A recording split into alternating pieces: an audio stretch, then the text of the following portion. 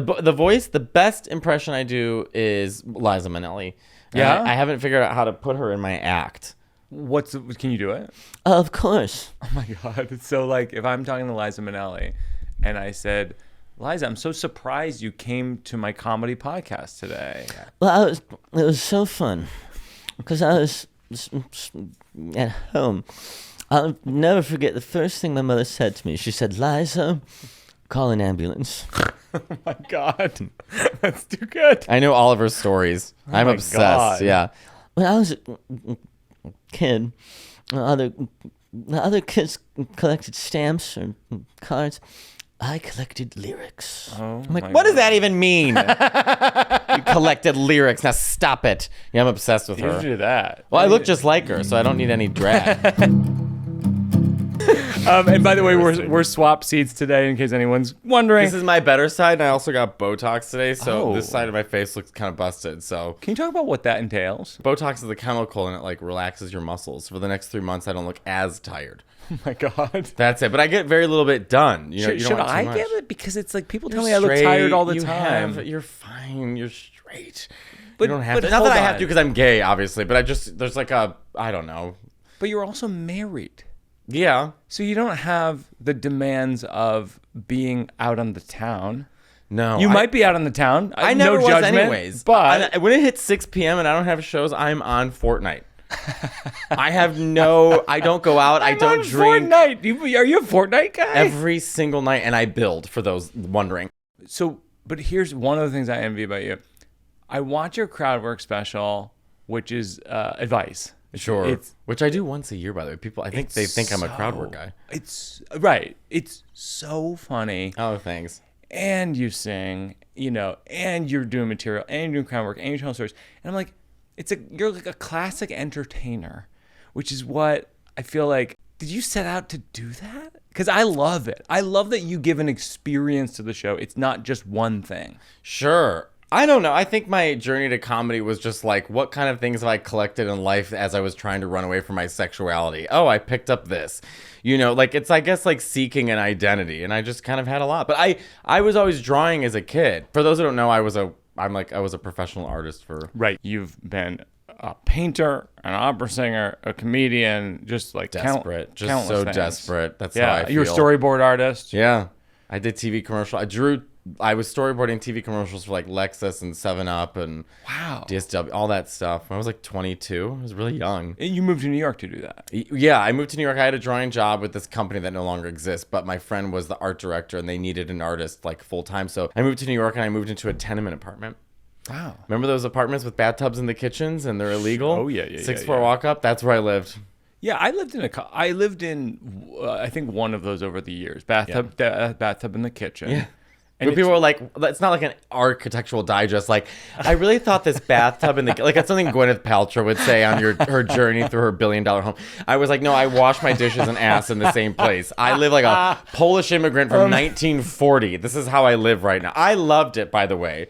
And I had every Chicago comic coming to visit me, and because I had this tiny little, like, wooden loft space above where I slept. So every... Chicago comic came and slept up there, and I love that. It was so fun. That's very hospitable. That's part of your charm too. You have a very hospitable way about you. Well, now I'm 38. Now I don't want anyone in my home. But when you're 25 and you're a young comic, you're like, come, Totally. Yeah. So you moved in your 20s to New York from Chicago. Yeah. You started in the Chicago comedy scene? Yeah. 2009. I feel like I see you so much. As a comedy seller. I feel like we're family. Yeah. But then like I'm looking up things and going, I didn't know Matteo's from Indiana. No, Chicago. How dare you? But then you were saying to your podcast duo partner. You're right. You would go to part of Indiana that was on the lake. So Chicago. My friend Chuck had a beach house in Chicago in the Indiana Dunes. So we'd go all the time over the summer and stay there. My friend Nick Smith didn't realize that Lake Michigan had beaches. I saw that. Yeah, he's an idiot. He is so funny to me. That guy is so funny to me. People are so mad at him. He didn't know that clouds were made of water. I know. I saw that. Lizzo came after us. She made a whole video about us. Are you serious? Dead serious. We did it. I was talking about when Wizard of Oz came out. Yeah. And he goes, when was that? I was like, well, I'll give you a clue. It's the same year we entered World War II, the 1800s. I said, you think we had planes in the 1800s? He goes, well, when was it? I said, and so when I finally told him it was 1939, he hit a funny response. He goes, you mean to tell me that when the worlds went to war, our response was the Wizard of Oz? Which is very funny. Well, it blew up, and then Lizzo got wind of it. Lizzo, who evidently is not busy, and made a whole Instagram post being like, this is disgusting, and with the education system. By the way, she's right. Nick's an idiot. Right. But Sure. also, too, like, all the comments were like, Lizzo, like, don't you have allegations against you from, like, your backup dancers? But then they also called Nick an idiot. So it was funny to watch people defend Nick and call him an idiot at the same time. You have kind of a Da Vinci thing going on in the sense that I write backwards and I play with veins. That's what I wrote down here. And what are you bad at? Because you're good at so many things. What are you bad at? Very bad at school. I'm not a good student. I almost failed high school. Okay. Very, very bad. We can work with that. And yeah, very, very bad at athletics. Like, I'm not. No. 100%. This is just to get fucked. I am not athletic. My greatest fear in life is watching my kids playing sports and I hope the ball doesn't roll over to me. Like, I'm not coordinated that No way. kidding. I cannot dance. Like, I don't know how to dance. I don't understand. Like, I'm like. Play an instrument? No, I sing. Saying that's it. That's Yeah, enough, right. you know, for music. If I played piano, I would be rich. This is when we're sitting at the table. Sometimes I'll always hit you up for advice on who is a good singer. I have a very thorough list for you. So I'm gonna go through the list. Christina Aguilera. Yes, of course. Christina's a good singer. Christina Aguilera is. Are you a big Christina fan? No, we had this conversation Oh. yesterday. The problem with Christina is like, I think subtlety would go a long way. You know, and I love a melisma. I love but Christina adds words to a word, right? So like for Have Yourself a Merry Little Christmas, she's literally going, hang a shining star at the highest bar, Lord, no.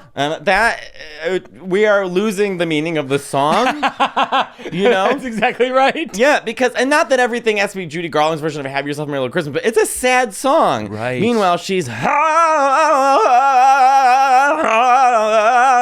but yeah, a very, very good singer. It's just it's a lot. It's like Wallpaper is good, but not in every room.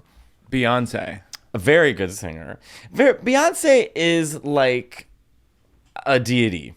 Oh yeah. I mean, at this Certainly. point, I think honestly, Beyonce's strength isn't just that like she's stunning, she's a good singer, she's a dancer, but she's smart.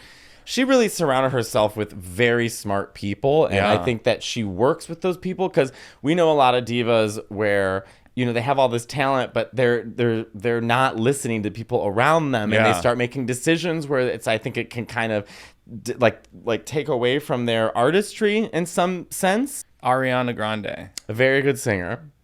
Ariana is like our last hope. I feel like Princess... You know what I mean? Like, I feel like Princess Leia, like, help me, Ariana Grande. You're our only hope. Because singing is that when you watch Whitney Houston sing the national anthem, everyone is very soon to forget the standard of singing at that time. Think about it. In 1995, we had Mariah Carey, Whitney Houston, and Celine Dion. Yeah. Name a single singer today who's as good as any of those three. There is none. So that was the standard of singing. And then before them, Aretha Franklin, Patti LaBelle, Right. Donna Summer. I mean, these were like real singers. Before then, Ella Fitzgerald. You have Judy Garland, Barbara Streisand, Sarah Vaughan. So it's just so like, so you're making the case that like the kind of the diva tradition has not been carried on. I think the musicianship has not been, the artistry, in other words. I Yeah. think that producers are now the most important thing, and I think it's sort of a result of how we digest music. So it's not like the album. Yeah. It's the song. Yeah. Right? So I listened to Ariana Grande, and then I listened to Queen. So there was no other time where that was kind of existing. So, but Ariana Grande, great singer. Leah Michelle. It can't read and is, I think, racist. What? Wasn't that the rumor about her? Can't read and she's racist. I will say, though, I saw Beanie Is Fein. unsubstantiated? Oh, yeah. I mean, I'll look it up. Oh, she knows. But I will say about her, And I don't know that she can't read or she's right. That's allegedly, but it's really the comments. I will say I saw Beanie Feinstein. Yeah, Feldstein. She's phenomenal. No, well, at certain things. Okay, I saw her. I love her as an actress. I didn't see her in the musical. I saw her. Barbara Streisand, besides Maria Callas, is one of my. This is Maria Callas, everyone. Oh, is my. Can you show that to this camera? This is Maria Callas. I designed this tattoo. She's my That is favorite beautiful. artist of all time. Oh my god! But Barbara Streisand's voice is, I would say, like her and Whitney Houston are probably the greatest singers of all time in pop music. And I saw Beanie do "Funny Girl," and when she came out, I liked her because I liked her comedic choices. I think she's a fantastic actress. She's got great stage presence. I agree. When you're singing a song called "I'm the Greatest Star," the whole point of "Funny Girl" is that she's an odd duck. And she's trying to make it in show business. And we can't figure out what it is that we're going to do to make her a star. She's not pretty like the other girls. She can't dance like the other girls. She sings. This is your talent. Right. So when she's up there singing "I'm the Greatest Star," no vibrato, no sustaining, no breath support, no nothing. I walked out. I stood up. I was with Maria Foston. She could tell you. I stood up and I walked out. I thought, under no circumstances. Then I went back and saw the one that can't read. And for not being able to read... You went twice! For not being able to read the script or music, she was phenomenal. So, and the woman next to me would not stop playing with her water bottle, and I was furious. I went with Val at the cellar to go see. Oh my God. Brittany?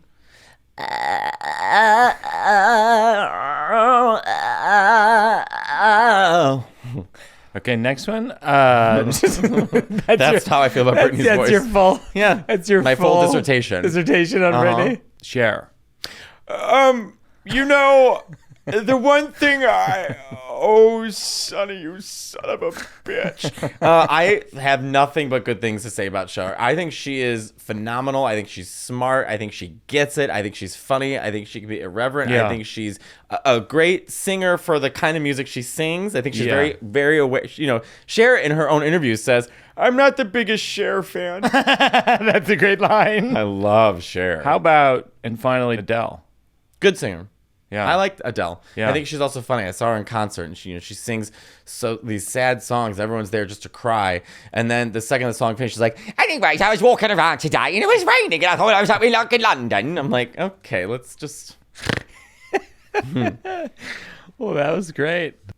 I was reading this quote where you said that when you were in the closet, you had like a intense feeling of shame, and then at a certain point, you had a turn where you felt pride. Right. Do you remember what that pivot point was? Yes, I applied to a job at Michael's Arts and Crafts. Kidding. You know what it was? It was I think I you back in my day. I am a kid of the 80s, and so growing up, there was still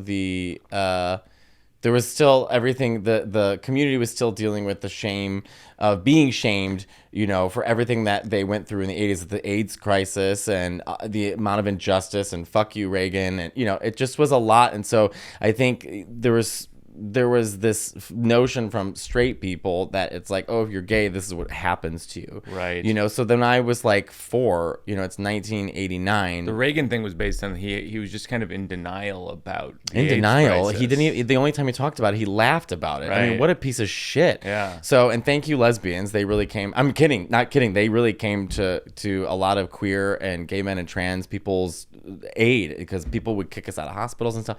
Wow. Anyhow, so it's just kind of growing up in the 90s, there was still that, you're still grappling with like the guilt of being gay, and then you're Catholic, and that makes it even worse. So it's like in every angle you went to, there was no safety. There's certainly no safety in religion. There's no safety in speaking about it to your family. There's no safety in telling it publicly. So you kind of, start to develop weird sort of survival skills at a young age. And I remember I didn't realize because of the voice, being gay was such a voice on the fringe. I mean, I'm sure there were people obviously, speaking out or doing stand-up or doing shows, but not that I had any access. I couldn't access that. Right. There was no YouTube. So a lot of sort of internalized homophobia happens to you, which I'm still shedding. But the first time I ever was able to see being gay in a different light was a podcast way back in the day from 2000. My friend Patrick Powers hosted it, Patrick, Noah, and Rob. And it was gay men in their 20s living in Chicago laughing.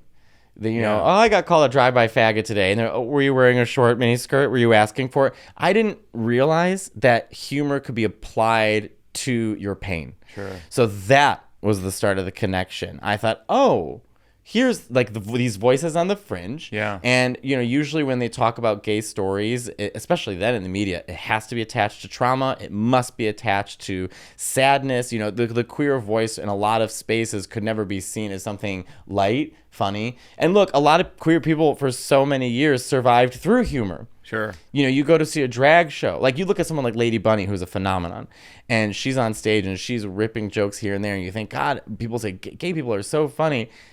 Well, what do you think she went through? Right. What is your survival tactic after a while when all your friends are dead?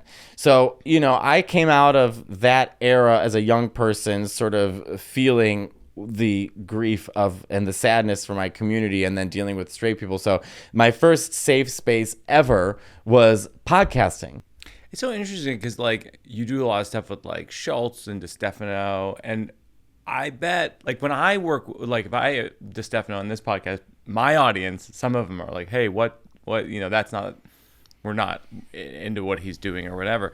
How do you square that? Because your audience sometimes probably pushes back on that. Well, it's a couple things. Number one, I'm not a believer in, I don't think we should only speak into our own echo chambers. I think there can be something quite dangerous in that. I mean, I know people say, oh, you're amplifying voices that are bad, but also sometimes those voices being heard shows how stupid they are. Sure. And now this is not about Andrew or Chris. I'm talking like psychotic right wing, whatever, but you have to remember too, that Andrew and Chris are my graduating class. Sure. We all started together. Yeah. So there is like, you have to, my first open mic I went to in New York was at the Grizzly Pear. There was 7 of us, and one of them was Michelle Wolf and one of them was Tim Dillon. Oh my God. So you have to remember, like, people, like, they couldn't believe, like, why are you and Andrew Schultz, like, hanging out? I'm like, because we were at the open mics together. We were at the bar shows together. Right.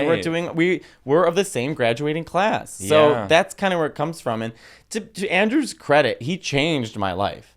I mean, I don't remember anyone else giving me a shot. Netflix said no to me a million times. I wanted to name my last special. I wanted to name it. Netflix said no. And everyone said, my manager said it was a bad idea, but I still think it's very funny. But, he gave me a shot. He put me on his podcast. I called him. I remember that. Yeah. I was at my end. I mean, I've been doing stand-up for 16 years.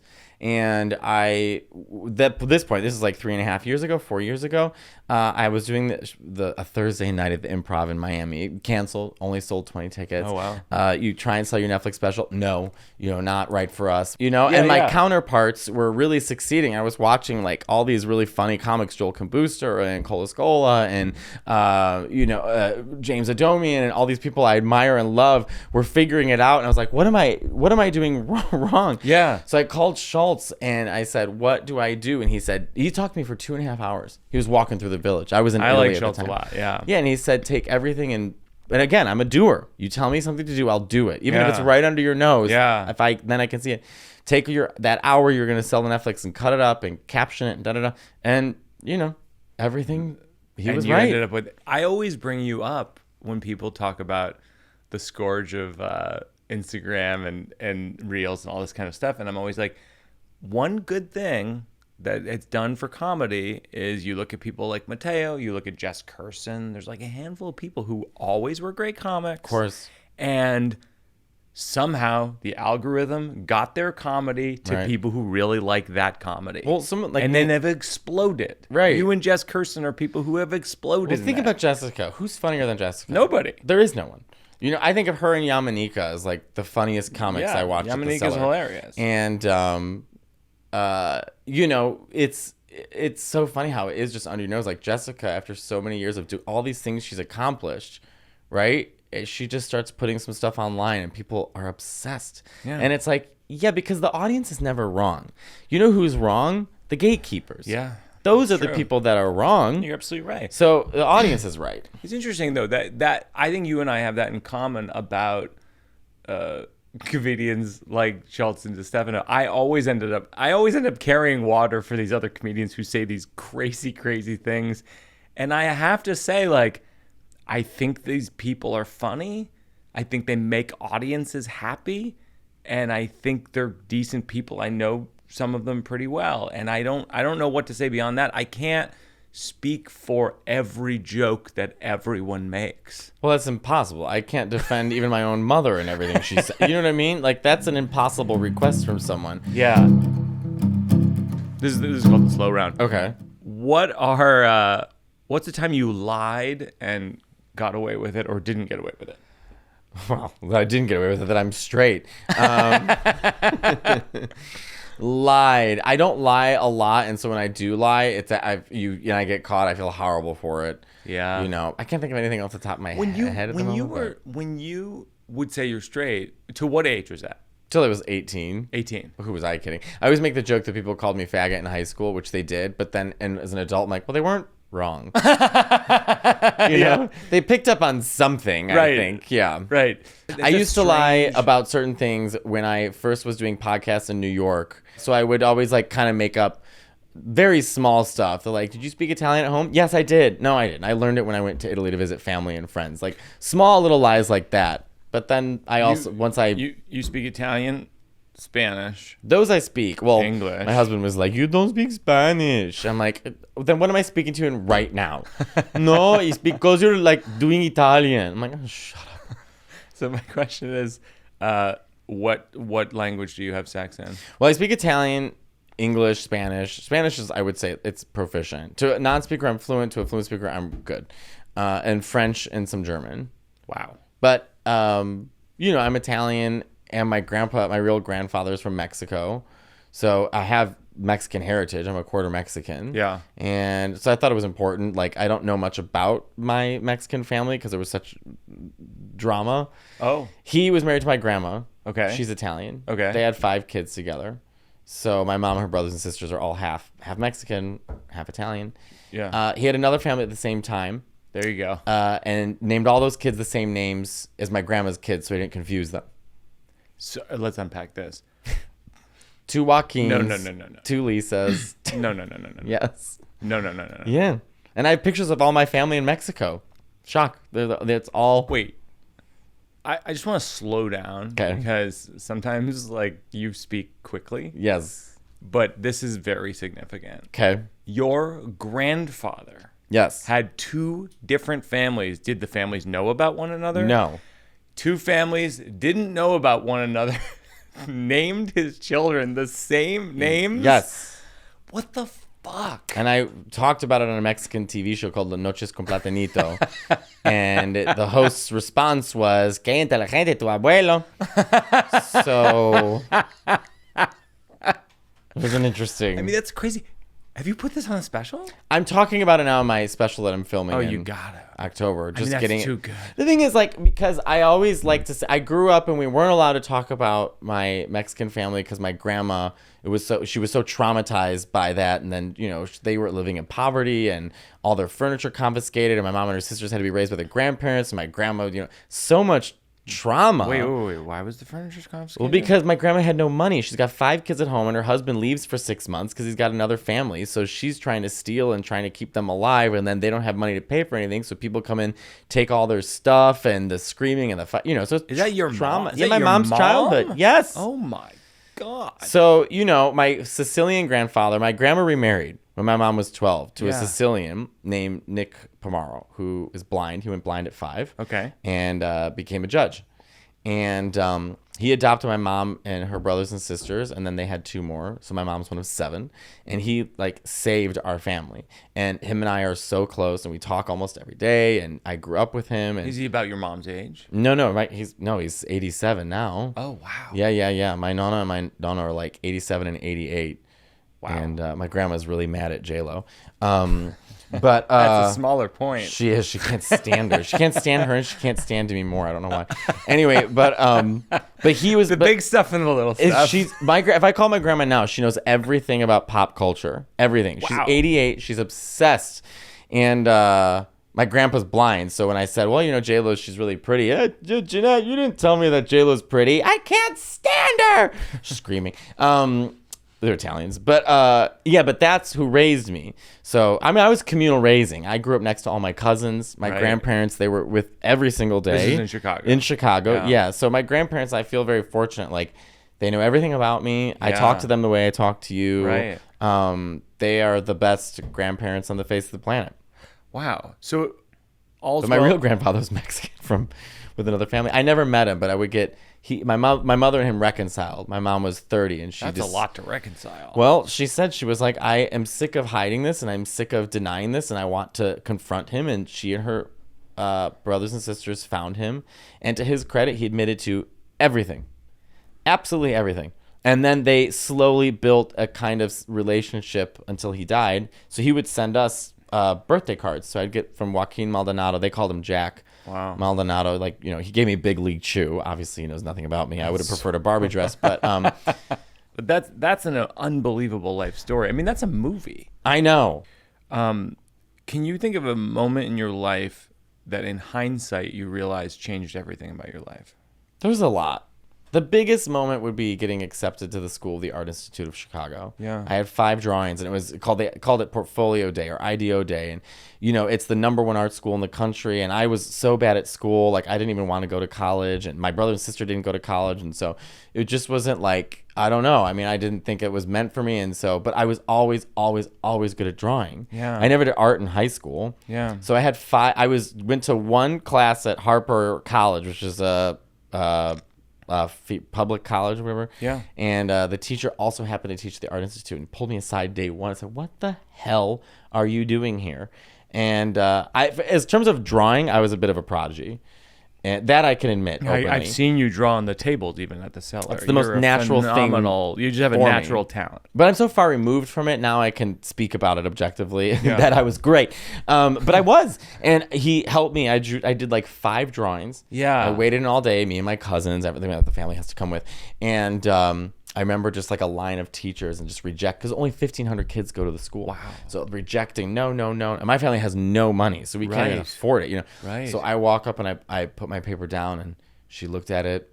She looked at the next one, and then she went back and called another teacher. Now 3 teachers are looking at it, and then you're accepted to the School of the Arts in Chicago. Oh my gosh. And it was the first time I was good at school. I wanted to go to school. I met interesting people. Wow. I was surrounded by other artists. I felt suddenly included. I came out of the closet. Like I had purpose. That's so beautiful. beautiful. It was the biggest change in my life, was getting accepted there. And it was interesting because either half the kids are super rich or they're not, like me. So, I had to still work. I had to have a job. I had to take the train every day. I had to commute. I had to live at home. Like, I didn't get to live in the dorms and do the whole party life and stuff. But it was great because it kind of taught me from the beginning, here's how you work. You wake up early. Yeah. You get on the train. You go. Like, it gave me great work ethic, which I used for stand-up. I always had good work ethic.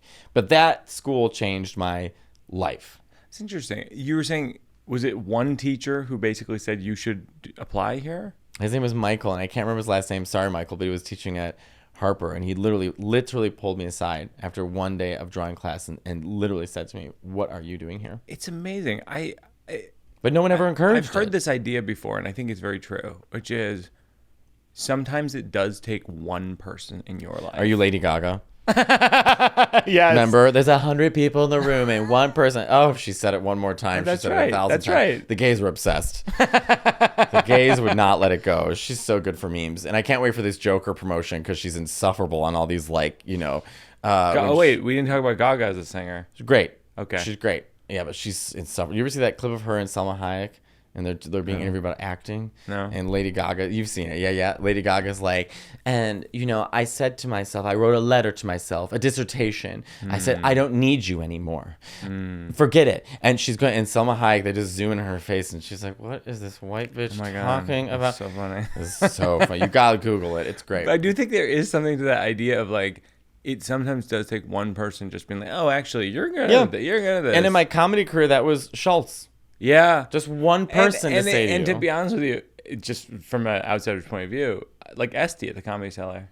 The Cellar, she loves you. But I say this on every single, any platform, I say literally the only people that believed in me was the Comedy Cellar, because everybody else that I was trying to get, ahead, any kind of like gatekeeper, no. And Esty and Gnome were like, you're funny, you can work here. Yeah. They kept me alive I say this to Esty all the time, like, you guys literally kept me alive. Yeah. You kept me alive. And then because of that, like, Aziz saw me and I started touring with Aziz. So then you learn how to do theaters and you learn how to use that stage. You learn how to be backstage. You learn how to do lighting and sound. There's so much you learn from it. And Esty always says that to me because we always get brunch or we get dinner together. Yeah. Me and Keith Robinson, my nemesis. I was dating Keith all of 2020. And, but she always said, she's like, it's interesting to take these comics, you just put them in the system. Yeah. And it's like an incubator and just watch it go. But I always liked watching comics at the Cellar, like Michelle Wolf, who every time she went on stage, she was trying something new. And I thought that was so brave and inspiring that I just kind of always kept that. So I'm always trying to do something new on stage at the Cellar. I always plug the Cellar on here because I really think if you're coming to New York City and you love comedy, go to any night at the Comedy Cellar, any show. They book that room better than any comedy room I've ever seen in my life. Yep. What's a song that makes you cry? Maria Callas singing Visitarte. Don't know it. It's her in Tosca. What about it makes you cry? Well, God, do we have time for me to nerd out like this? Yeah, of course. So Maria Callas was a very famous opera singer, and she was very famous for a long time. She was married to this guy in his early hundreds named Meneghini, and she just was like known as this diva, but phenomenal voice, phenomenal acting, all this stuff. Anyway, she started an affair with Aristotle Onassis, left singing for him, and then just like lived on his yacht and was really trying to vie for his attention and wanted to get married to him. She finally got pregnant with him, and he said, you pick me or the baby. So she had an abortion, and then he married Jacqueline Kennedy. And she went back to opera to sing in Tosca, which is an opera about an opera singer. It was very meta, right? And she's singing Visitarte. So did I live for art or love or art, essentially? Yeah. She's contemplating, what am I living for here? And so they have a recording of her singing it at that time, which they hail as the greatest operatic moment in history. And it's not even her acting. She's literally heartbroken, and you can feel it in her voice, and it's just the most incredible artistic thing I've ever seen. And it's real. It's just real. And I try and watch it like once a year because it's so emotional, but it'll always make me cry. What's the best piece of advice someone's given you that you used? Dan Gustin, my painting teacher, taught me that you are not working on the masterpiece, you are working towards it. And I've used that in every single application in my entire life, because all art is psychological. In other words, we would have these painting classes and they'd be so long and you could see people fussing. And Dan would want to see how you respond psychologically. So he'd walk up and take a black brush and slap it through and say, now start over. Now, based on how you respond is how he's going to teach you. Yeah. And he made such a great point, where people get so fussy and nitpicky and specific about like this joke or how I have to be you have to work general to specific. Yeah. All art is the same. Work general to specific. Yeah. And you're not working on the masterpiece. You are working towards the masterpiece. In other words, give yourself a break. Right. You don't know everything yet. You're not Da Vinci. Right. He didn't do the Mona Lisa day one. Right. So it takes time to get there. It's like the same thing with statues. It's like you can't make a statue by starting with just the eye. Get the general shape down first and slowly work your way in, general to specific. So I've always used that mentality with even comedy. General to specific. You're not working on the masterpiece, you're working towards it. Yeah. All the rules are the same for all art. The expression and the medium is different, but the rules are the same. How do you get feedback on new material, new jokes? I love any comic telling me anything they think. I have absolutely no sensitivity towards anything. If I'm writing new jokes and if someone said to me, this doesn't work, I say thank you. Yeah. I have zero ego about that. That's really interesting, because that's a huge strength. Like if people are, a lot of creatives listen to the show. Like it's almost like a thing you can't teach people because no one wants to hear it It as came an from, idea. It came from open critiques at art school. I'm telling you, art school, every single week you have to put all your paintings up on the wall and you do critique. And so you have to learn at a young age how to accept criticism and critiques and work with it to apply for a better painting. Because what's more important? You winning the argument and your ego feeling better in that moment because someone told you that something in your joke didn't work, or that the joke works and you can use it on tour and it's a success and then you learn how to better joke right. So what's the difference? Right. So I don't have that I have an ego in other things. Sure. But certainly not if someone says to me, this doesn't work and check that away. I say, thank you. That's one of the things I love about the art of stand-up comedy is that it's to use a tennis analogy, it's a true bounce. Mm-hmm. The audience is not lying when they're not laughing. They don't think it's funny. Right. That if they laugh, they're probably, some people can fake laugh, but it doesn't sound like a laugh. There's nothing worse than, huh? Yeah.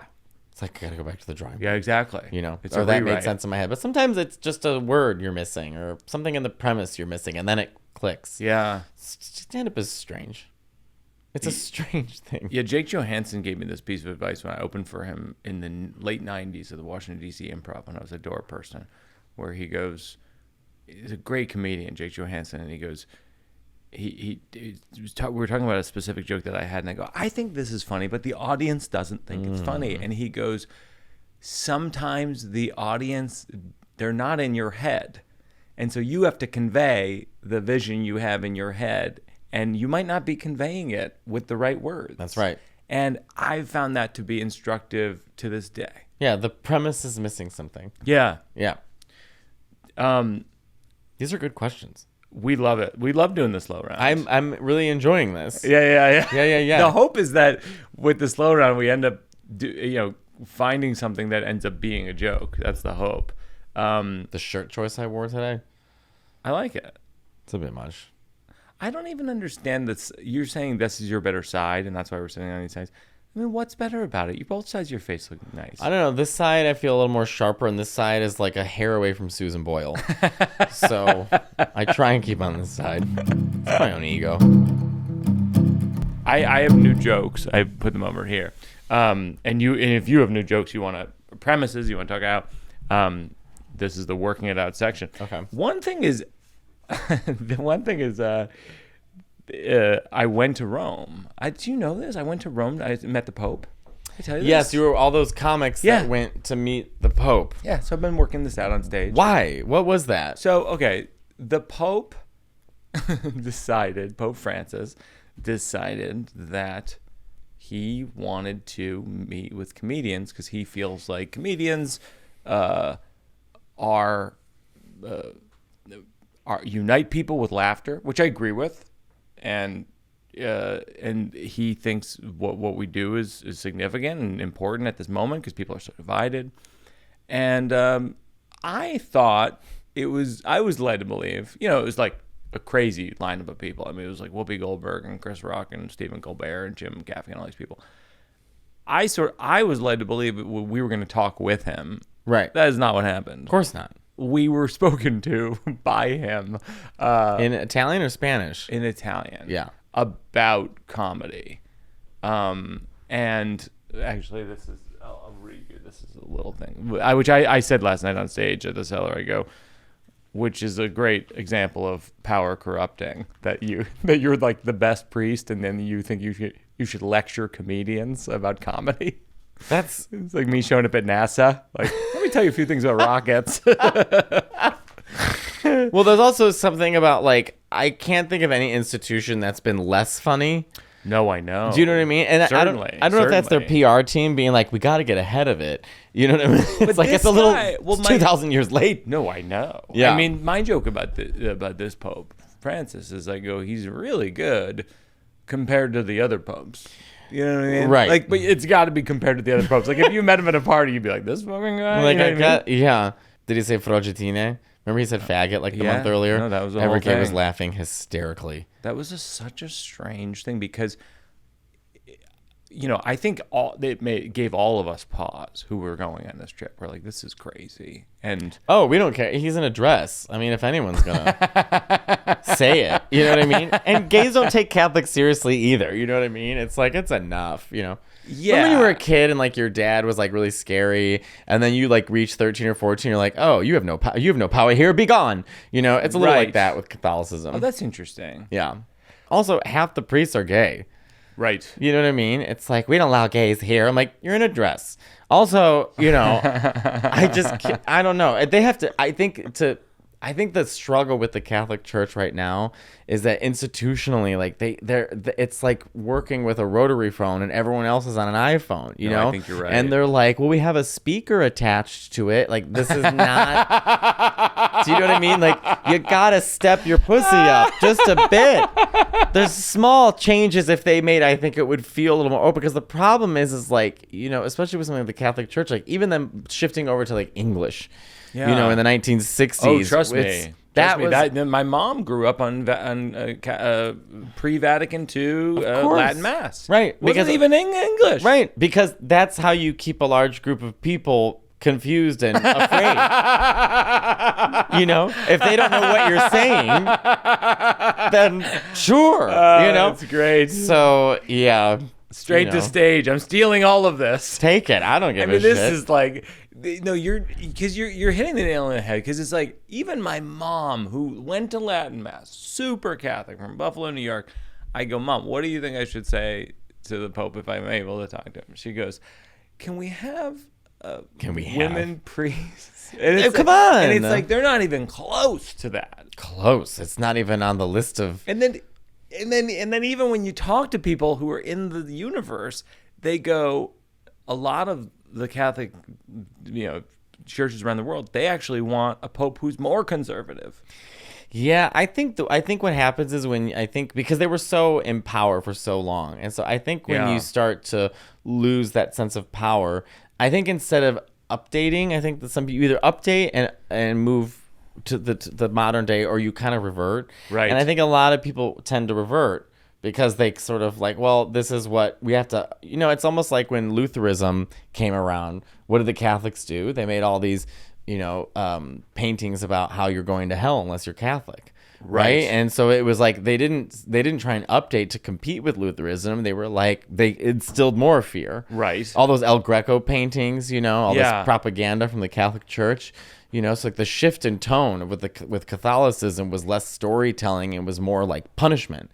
And so even then they were like reverting back, using fear. Well, it's funny because I say like compared to other popes, and I bring up like Pope Benedict IX. He murdered people. This is 11th century. It's like he murdered people. He sold the papacy, and then he married his cousin. And I go, so compared to that guy, Pope Francis is great. But sure. And then I brought up that last night, and then this historian came up to me. This guy Fred. He pointed out to me. He was like, because we're talking about the history of the Pope, and he goes, well, a bunch of them were Nazis. And I go, right. And well, that was also a thing. He goes, literally Nazis. I go, oh, right, because Italy was on that side. Yeah, I think that, look, I am tiptoeing I am tiptoeing on what, but I think that's the problem. I think if the Catholic Church wanted to update itself to 2024, the first thing that it has to do is just kind of say what it is. Yeah. You have to just say what's going on. And then we can move from there. That's a great way to think about it. Yeah. And also the hats, the dresses. And the dresses. When you're in Rome, they have like Pope stores, like cardinal stores with like the gowns and everything. And I'm such a faggot that out of the corner of my eye, when I see it, I think drag rape Pope. Like that's. Do you understand how fine that line is? So the hats and the dresses are outrageous. I mean, it's kind of fun. It's dress up and they're blowing smoke. It's like a Lady Gaga concert. Why not? But also, we had this wonderful guide at Sistine Chapel and all over Rome. We're gonna talk to you about the painting. Now, no photo. Allora, this painting there. Look at the muscle butt. Michelangelo, he have somebody coming. No photo. Now you look there. We have her here today. And that'd be great. But those are all the guides in Italy. They're holding something. Yeah. It's always a sign. And by the way, in such an Italian way, all the guides are skip the line. Skip You have the to. line, guys. I did it. And it's just like, oh, it's all a fucking hoax. Yes. Like the whole thing is corrupt. Yes. And then all the other people are not skipping the line. They're Yes. going in the line. That's right. It feels so, the skip the line thing, people, if they don't know what I'm talking about, this is a real thing in Rome. You buy a ticket to skip the line, waiting for Yes. to see the church part. They skip you Yeah. straight to the museum part. And you literally walk around people. Yeah. It's not even a fake. It's not even, there's nothing legal about it. Like, I'm sure that there's a wink and a nod to the cops or something like that because They it's don't care. They're so smoking. weird, right? Yeah, Everyone's they're on their smoking. lunch break or smoking or. So I said to the guide at one point, because there's so much Jesus imagery all over, and I was just like, at one point, I was like, was he here? Also, Because he wasn't. it's enough. You know what I mean? Like, I got it. I get the story. Like, at some point, like, it's a little bit like Lisa Traeger had an old joke, but like, how many years of Batman are we gonna go through? Like, it's true. It's like, at what point can I go into church and like, got it? You know what I mean? Like, Right. But it's this constant like, oh god. I mean, I like going into the old churches in Rome though to see like Caravaggio's. A lot of those paintings you see in museums, you find very boring, but they were actually meant to be in the church. And it has a Right. whole different meaning when it's in the church because it's built around this one painting. Whereas you see it in a museum just up against other paintings, it sort of loses context, you know? That makes sense. Yeah. When you go to the little churches in Rome, it actually, in some ways, is more impressive and beautiful than when you go to the Sistine Chapel, which is just kind of like overwhelming. Yeah, it's like going to a cheesecake factory or a mom and pop shop on 2nd Avenue. You know what I mean? Like, it's totally different. Yeah, I feel bad. I don't want your listeners to think I'm knocking on religion. I find it hysterical and hypocritical, and it's kind of hard to avoid it to protect other people's feelings. But I'm not. Here's how I put it on stage to not hurt anyone's feelings. I mean, I do call Jesus a faggot in my special, so I don't know why I'm acting like. No, but here's how I always disclaim it, which is I disrespect all religions equally. Any ideology that has a billion people, I'm concerned. Of course. I'm concerned about the fact that I even own an iPhone. I mean, I tend to talk about religion through my perspective, Sure. you know what I mean? Because I feel more comfortable always talking about things that I just experienced myself. But there's so much good stuff to like pull from. I'm a huge Christopher Hitchens fan. Yeah. And his last book, God Is Not Great, Religion Poisons Everything, is such like an eye opener about like just religion, you know? And he was right about a lot of stuff, wrong about a lot of stuff. Yeah, but that's what was fascinating about him is like, sometimes people, you don't have to always agree with them to still take interest into what they're doing. Yeah. Like I love Fran Lebowitz. I don't agree with everything that Fran Lebowitz says, but I think she's phenomenal. I think that's to make it at some point you have to be very specific and believe how you feel. Yeah. And those are those people. I find it more fascinating to watch someone so headstrong because I don't feel that headstrong about how they feel. It's so funny you should say that. That's exactly what I always say.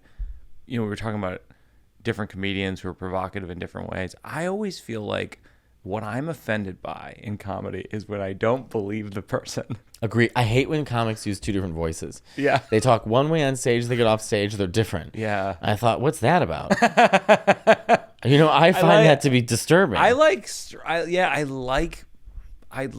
to your point, Fran Lebowitz. It's like, I like big personalities and because I don't have to agree with it. Of course I'm comfortable in my own skin enough. I don't agree with everything in The Wizard of Oz. Yeah. But I can watch the movie and say I like this part and I don't like that part. It doesn't mean that I am like Mega Man and I've absorbed its power and I am that thing now. Yeah. I think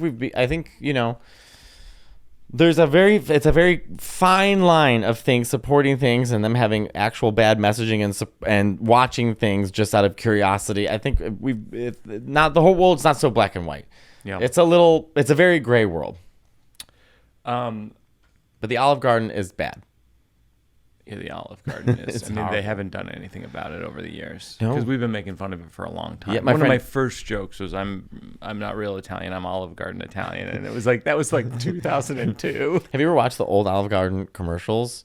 It's insane. They get this big Guinea family, right? And everyone's around like passing stuff. And he's like, listen, my cousin Vinny, I brought him here from Italy. Ciao, buongiorno. I said to him, we got to get the fucking Italian, get the meatballs, lasagna. It's come, sono in Italia. And then they're like, when you hear your family. And the Italians were more offended by that than The Godfather. About a murderous family. They were more offended by the Olive Garden. And I agree. That should be a bit. Have you done that as a bit? I have not. Should I write that down? Yeah, Let me write that down. This is comedians' lives. Can we write that down? Yeah, no, I think that's really, really funny. Really funny. That's great. And also partly, honestly, because you just do all the voices. I really envy that about you. Is like you sing, you do jokes, you do stories, you do the voices. It's like the same reason I love Maria Bamford. She goes into the voices, she comes out of the voices. I'm like, oh my God, I love that. I forget that I like do voice. People are like, oh, I like your voices, and I don't think of myself as a voice person, but I'm like, oh yeah, I guess you're right. The voice, the best impression I do is Liza Minelli. Yeah? I haven't figured out how to put her in my act. Can you do it? Of course. Oh my God. So like if I'm talking to Liza Minelli and I said, Liza, I'm so surprised you came to my comedy podcast today. Well, it was so fun because I was at home. I'll never forget the first thing my mother said to me. She said, Liza, call an ambulance. Oh my God.